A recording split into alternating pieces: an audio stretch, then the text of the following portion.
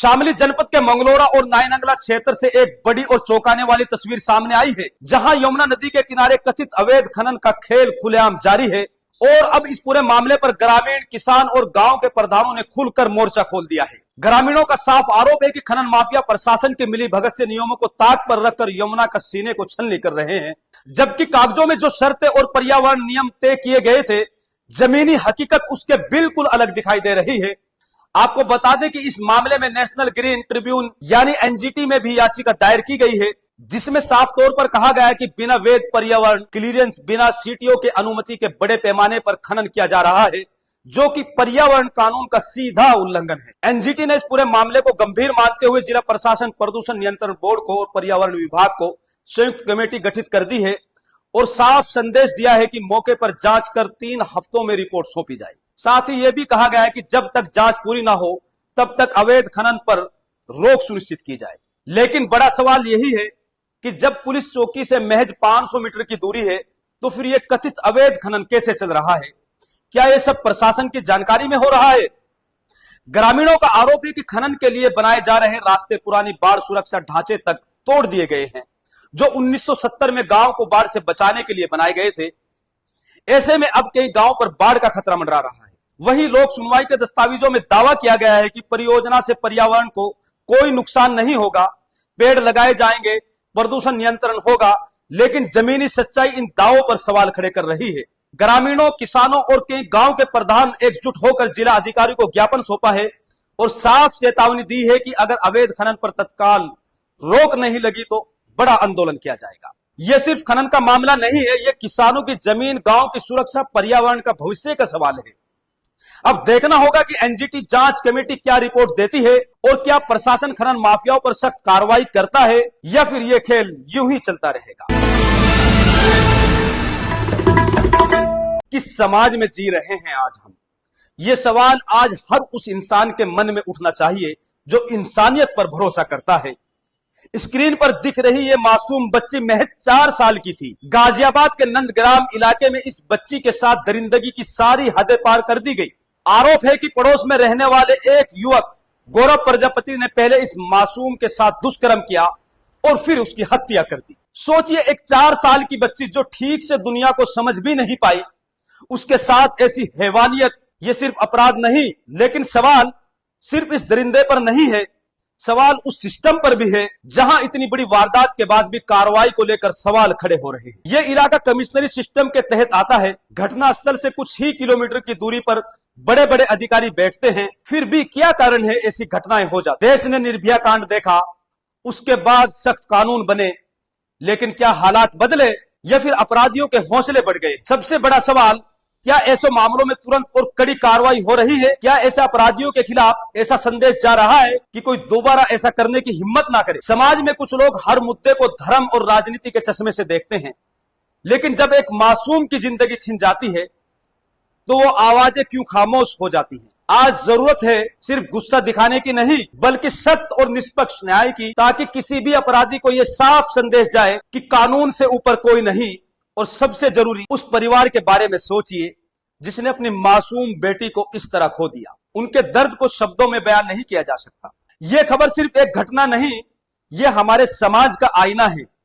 और सवाल यह है, क्या हम अब भी खामोश रहेंगे? खबरों में बात कर लेते हैं उत्तर प्रदेश के मुजफ्फरनगर की, जहां पर साइबर क्राइम थाना पुलिस को बड़ी कामयाबी मिली है, जहां फर्जी टेलीफोन एक्सचेंज चलाने वाले गिरोह का भांडाफोड़ किया गया है। पुलिस ने इस मामले में 2 शातिर अभियुक्तों को गिरफ्तार किया है, जो अवैध सिम बॉक्स के जरिए इंटरनेशनल कॉल को लोकल कॉल में बदल रहे थे।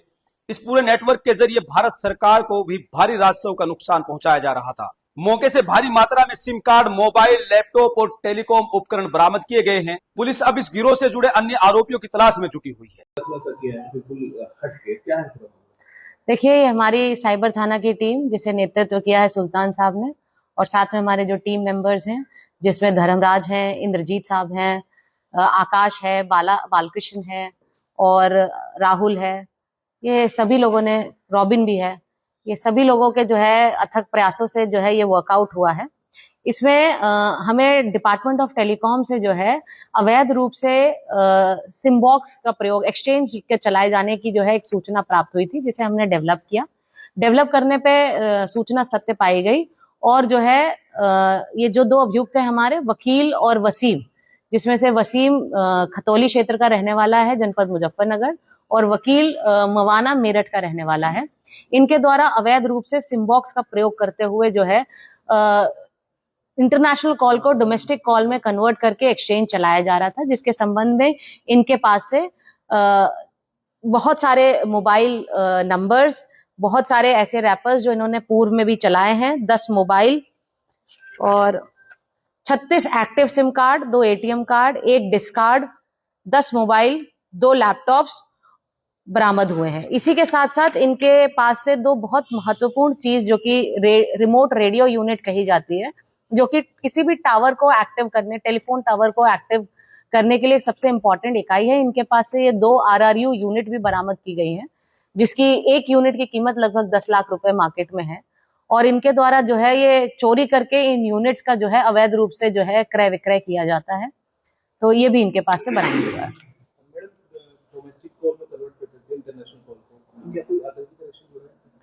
अभी इस पर जो है जांच प्रचलित है। संभावित है कि जो है इंटरनेशनल कॉल को डोमेस्टिक कॉल कन्वर्ट करते हैं, तो ना सिर्फ ये जो है भारत सरकार को जो उनका राजस्व है उसकी चोरी कर रहे हैं, अपितु यह भी संभव है कि ऐसे कॉल जो डिटेक्ट ना किए जा सके विदेशों से, उनके कॉल होने की भी संभावना पूर्ण हो सकती है। यूनिट चोरी कहां से कर रहे थे, कुछ इसका जानकारी नहीं, इनके साथ 2 और अभियुक्त जो फरार हैं, जिनका नाम फिरोज और वासित है, हम उनकी तलाश कर रहे हैं। ये यूनिट जो है इनको उन्होंने पकड़ाई थी, चोरी उनके द्वारा की गई है, तो अभी और जांच का विषय है ये, इसे हम और गहनता से जांच कर रहे हैं। इसमें से एक जो वसीम है वो 5वीं पास है और दूसरा वकील 12वीं पास है। अभी जांच में क्या-क्या पेंडिंग है, क्या-क्या चीजें पुलिस? देखिए, जांच में अभी पेंडिंग है कि किस तरह से ये, अगर इसी तरह के और भी कोई सिम बॉक्सेस ऑपरेट हो रहे हैं तो उनको हमें तलाश करना है और कौन लोग ऐसा काम कर रहे हैं उनकी तलाश करना है। इसके अलावा ये RR यूनिट कैसे चोरी की जाते हैं और इसका क्या उद्देश्य और किस चैनल के माध्यम से जो है इनका क्रय विक्रय किया जा रहा है उसका भी खुलासा होना है। इसी के साथ साथ इसमें जो वसीम है उसके मोबाइल के डेटा को जब हमने एक्सट्रैक्ट किया तो उसमें GST के कुछ फर्जी बिलों का भी जानकारी हुई है, जिसके संबंध में GST विभाग को अवगत कराया गया है, तो उस पर भी जांच अभी शामली में वेश्या इंटरनेशनल एसोसिएशन द्वारा आयोजित कार्यक्रम में समाज के जरूरतमंद लोगों को रोजगार से जोड़ने का संदेश दिया गया है। कार्यक्रम में मुख्य अतिथि के रूप में पहुंचे कैबिनेट मंत्री नंद गोपाल नंदी ने कहा कि संस्था महाराज अग्रसेन के पद चिन्हों पर चलकर समाज की सेवा कर रही है। पूर्व चेयरमैन राकेश कुमार गोयल के निवास पर आयोजित कार्यक्रम में पंकज कुमार मित्तल को रोजगार शुरू करने के लिए 10 लाख रुपए का चेक प्रदान किया है। एसोसिएशन का उद्देश्य देश भर में गरीब वैश्य समाज को जागरूक कर उन्हें मुख्य धारा से जोड़ना है। कार्यक्रम में शामली, दिल्ली और नोएडा सहित कई संस्थानों से आए पदाधिकारी और नेताओं ने भाग लेकर मंत्री का स्वागत किया।